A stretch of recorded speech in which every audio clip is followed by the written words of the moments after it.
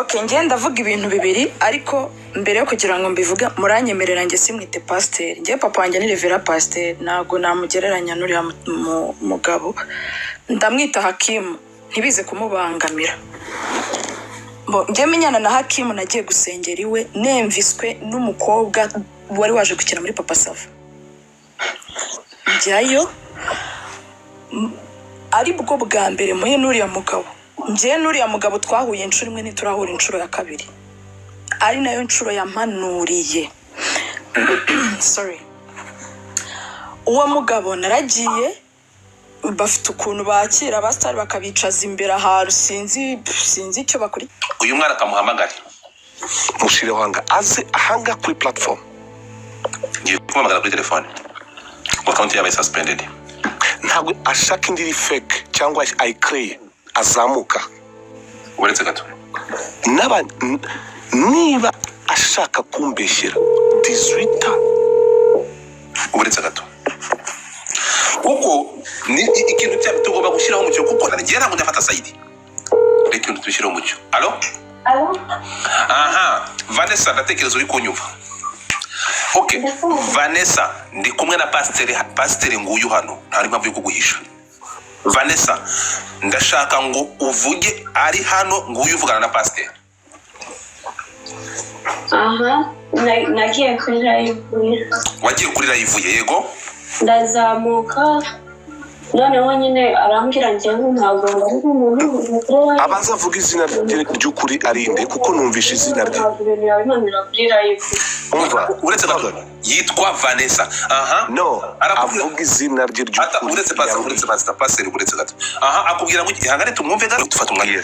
Yes twagiye Vanessa. Noneho ndangije muha nimero yanjye arampamagara. Yego amamagaye ndamwitaba nibwo nari ndi mu cyumba njyenyine arangije arambwira ngo bite ni byiza ngushira kuri video nyishira arambwira ngo ufite imyaka ingahe kundi ko uri muto ndambwira ati mfite imyaka 18 arambwira ko arabyaye ndavuga ati yego arambwira ati ngo ujya kubyara ngo barakongereye ndavuga ati yego barambwiriye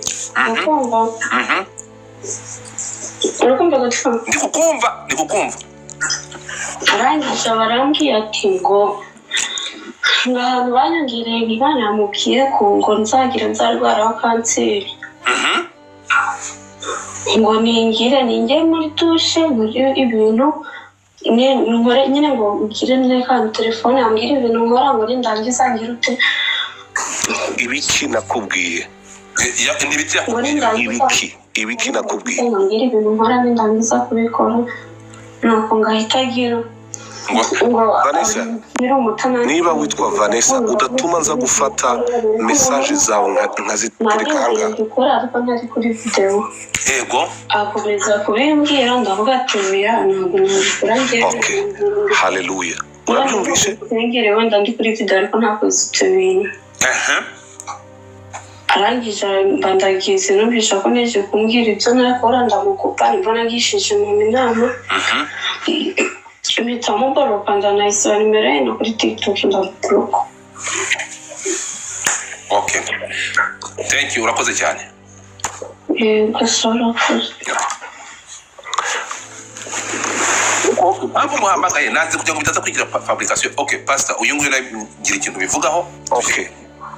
Uyu mwana nubishaka ndaza kuguha ibyo yanyandikiye. Sibyo? Kamanze nkwandikire kuri WhatsApp ko nahimbira.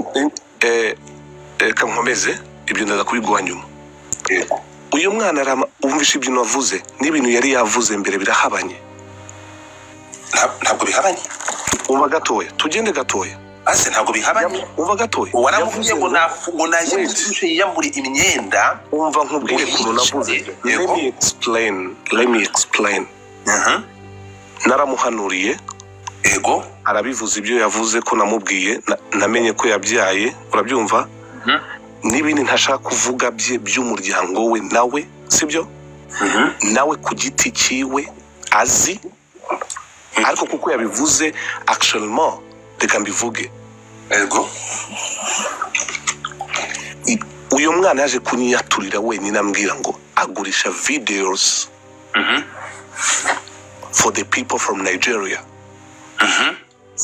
sinitaye kugira ngo mbone ubwambure bwe.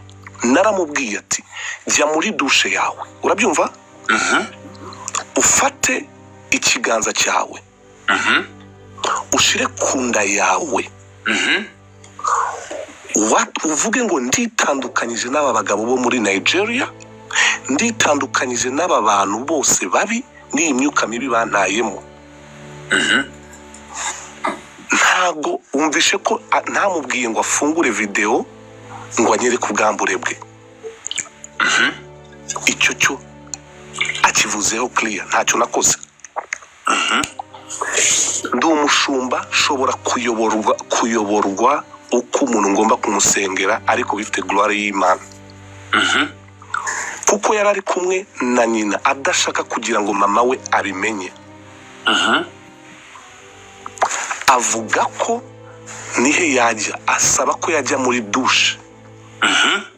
Mbasha kumusengera, nta n'ikindi kintu nagiranye nawe, ikindi gitekerezo nawe navuganye nawe. Afite umwana w'umubebe, simuzi, nta bipapuro afite bya Amerika. Ndamubwira ngo ndi gutegura igiterane muri California, nzaza muri Church of Revelation Church ya Prophet Lovey. Nubona umwanya nawe uzaze. Uyu ni umukobwa mutoya wabyaye, sibyo? Abantu benshi bafata pasteri ni umusore, pasteri ni umusore. I'm married, guys.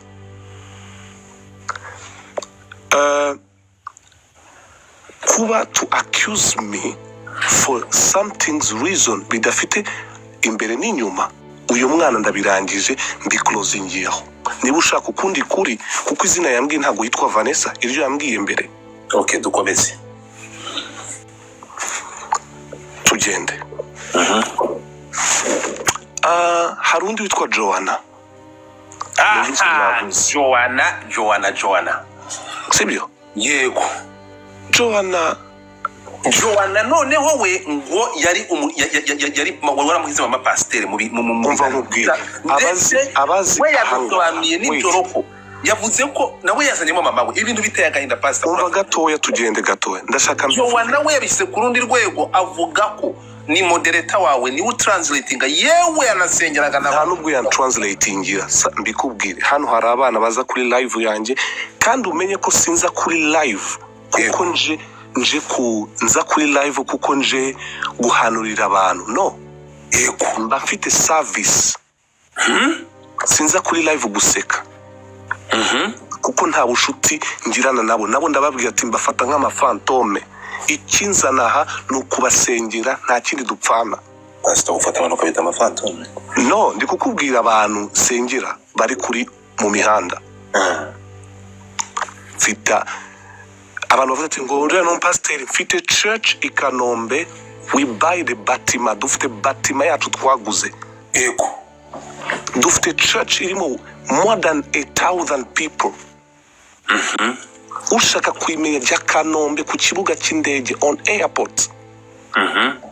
Yemejwe n'amategeko y'u Rwanda.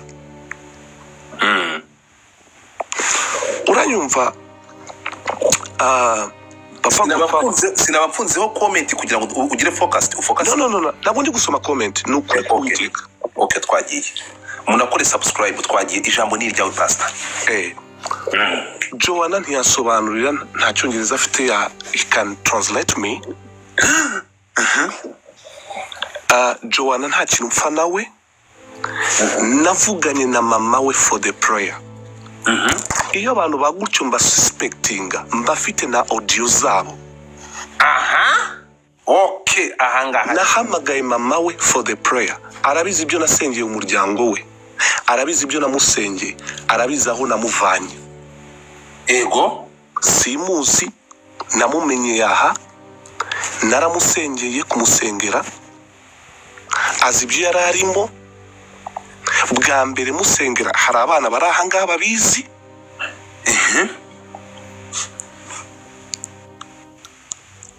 Uko namwihanishije nanga icyaha n'igisa nacyo. Pastor, tukiraha Joanna we mu buhamya yatanze yavuze ngo pasteur uko namusoye yantegetse kwiyambura imyenda. Aha tuvuga kuri Joanna. Tugende gatoya. Kugeza naho mama unyumve unyumve gato Godfather. Yego. Iyo ikibazo kije buri wese arashaka fame. Naguhaye ku kibazo cyo Gakiza uhora nitango papa Gakiza aba bose barahari ariko nanze kubazamura kubera impamvu imwe kugira ngo bazamura ko bakavuyo sibyo. The things uyo Gakiza ushaka kundiraho fame njyewe nahamagawe n'Imana kandi pe haleluya ari Gakiza urimo kwicara ngaha kabeshya nta bugingo azagira ndakurahira Imana ihoraho nta bugingo nkiriho Gakiza azagira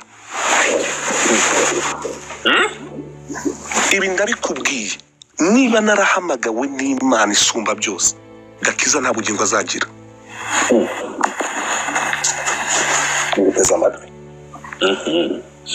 Umuntu reba ni nk'urugero uyu munsi sibyo urahanga kugira ushire umucyo ku bintu siko biri. Singutumye mvugire Imana senga izi kuvuga izi gushira ibintu kubikorwa kandi abankunda ntibazabura kunkunda ngo kubera ko abantu bagiye kuvuga ibi ngibi.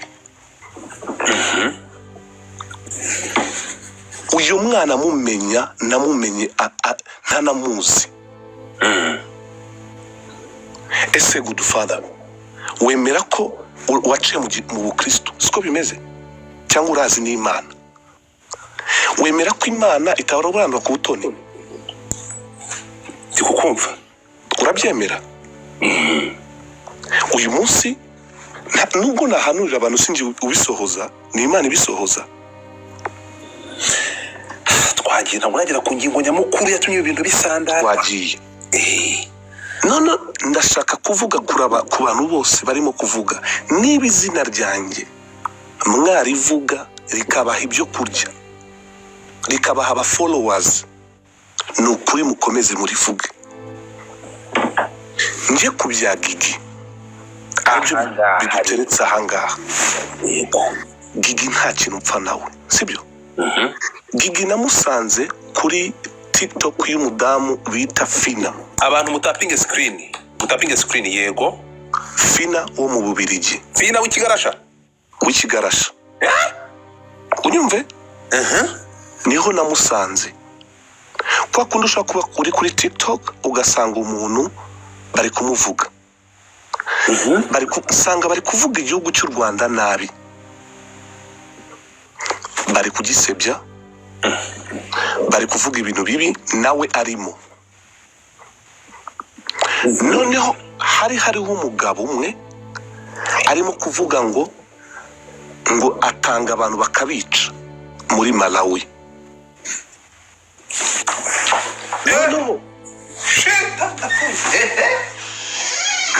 Uyu mudamu njya kumureba kuri profile bari kuvuga ngo abantu bari yica abantu urabyumva. Mbona ukuntu arimo adefanda n'u Rwanda avuga ariko bikongera bigacanga n'abarimo gutuka u Rwanda urabyumva. Ngenda nandika nko kumukomeza nk'umupasteur. Njya muri message ye nohereza akantu kagatima. Mutapinge screen batamanura barashaka kumvana kuri ntuza mutapinge screen mwandikemo good live mwandikemo kandi munatapinge urabyumva neza. Yego nandika mushaka akantu kagatima. Ndicecekera urebye message namwandikiye sibyo yakugatima. Yego n'igihe yanyandikiye birahabanye. Yego birahabanye harimo igihe kirekire. Hashize igihe ndi kuri live aza kuza kuri live yanjye. Mu materaniro na lift service. Lift service y'abantu bo muri Canada. Yego mva hangaha nkajya England. Nkava England nkazanga muri Brussels. Urabyumva? Yego aranyandikira nguru umunyarwanda because me I'm not preaching in Kinyarwanda. I'm preaching in English kuko that's my language easily. Nerwo rurimi ruri easily iyo ndi kubwiriza. Yego ndamubwira ati I'm living in England ariko we are beginning to start in the church ahangaha iri legal urabyumva yego icyo gihe nari ndindiriye papers iri legal za Brussels kuko ahangaha ntushobora gutangira church